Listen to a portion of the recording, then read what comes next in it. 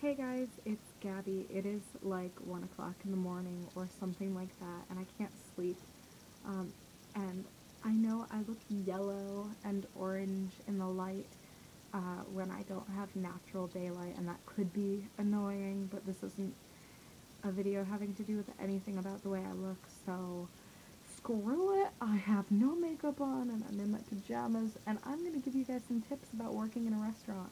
If it's like your first time or something like that, these tips may really help you, or they might just be something that you already thought of. But I recently, not that recently, a couple months ago, maybe like around about 6 months ago, five, four, something, 3, 2, 1 months ago, I started working in a restaurant for the first time in my life. And it's a moderately fancy restaurant. It's locally owned and it's been in the area for a long time. I'm not going to say the name of the restaurant because sometimes when you mention businesses online, it's a bit taboo. I have nothing bad to say about this business. They're all very great, but I don't want to get into any sort of trouble, so I'm just going to leave that out. Um, these are 10 things that I have learned that I wish I had known right off the bat.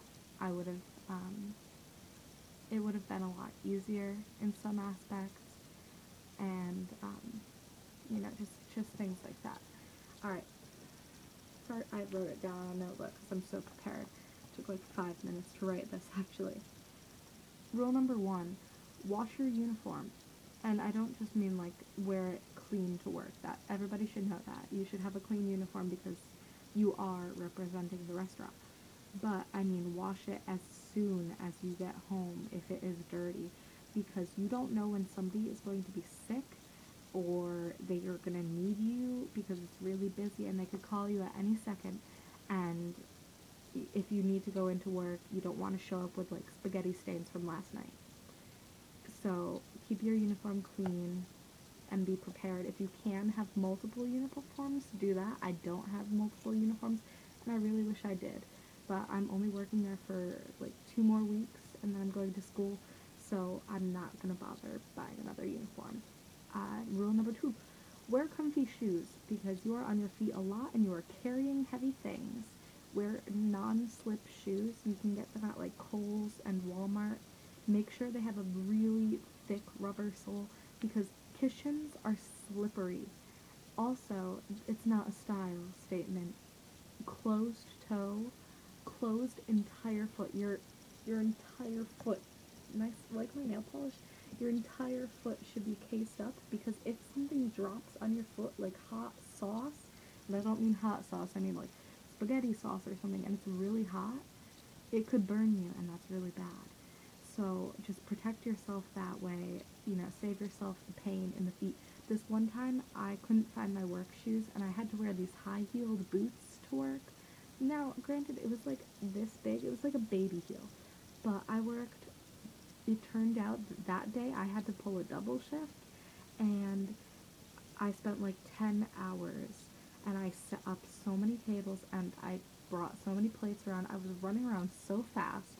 I had like 5 blisters on my feet, and I couldn't wear anything but slippers for the next day because my feet hurt so much whenever I stepped on them. So that's a really big tip.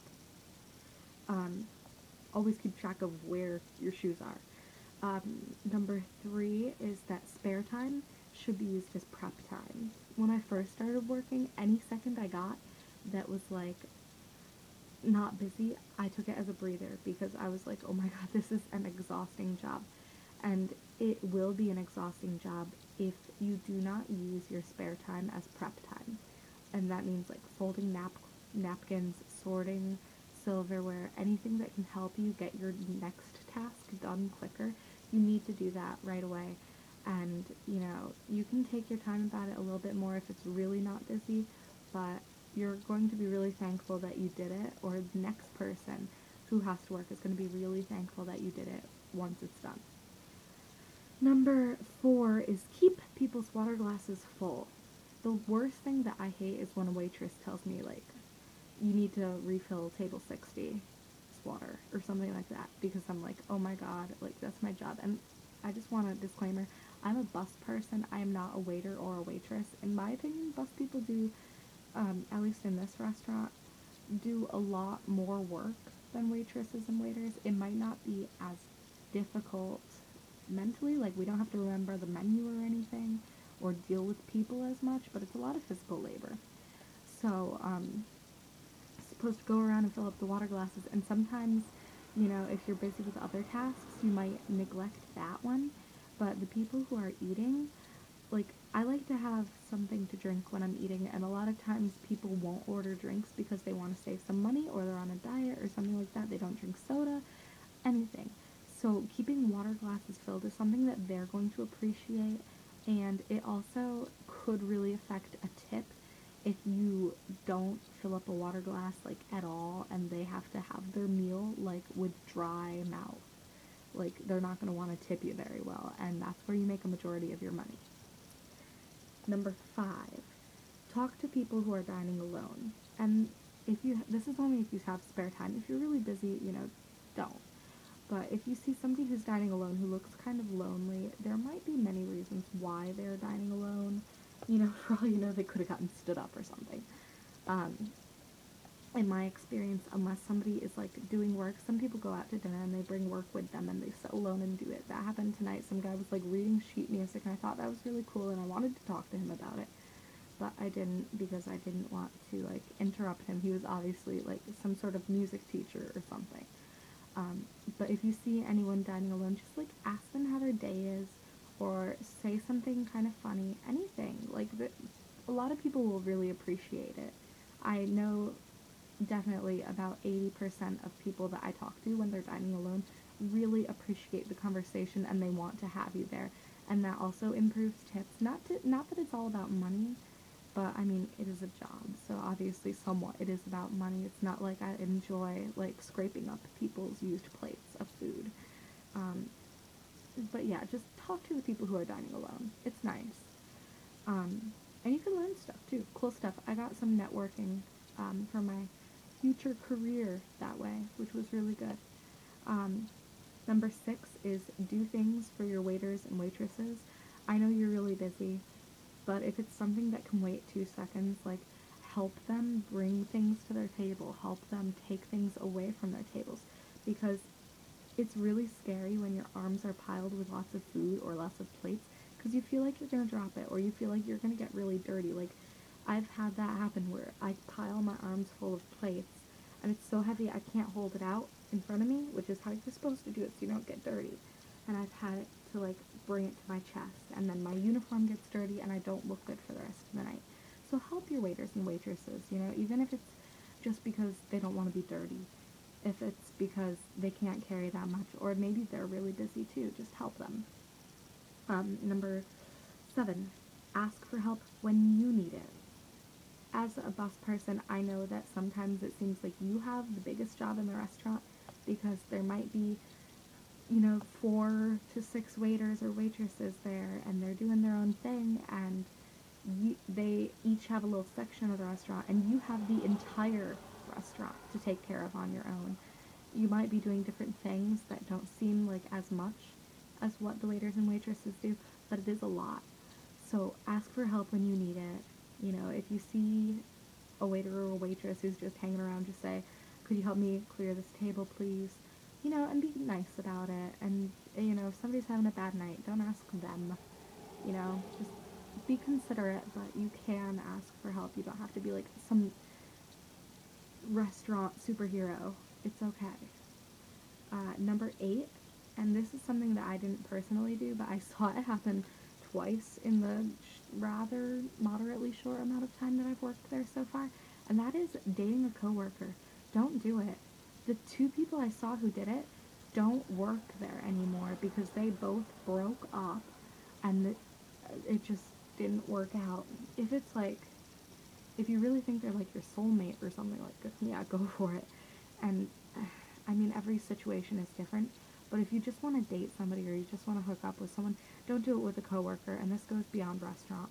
This goes into anything you possibly could ever do, because it can ruin that environment for you. And if it's a thing like a job, that's something you don't want ruined, because you're probably not really enjoying being there anyway, because it's work.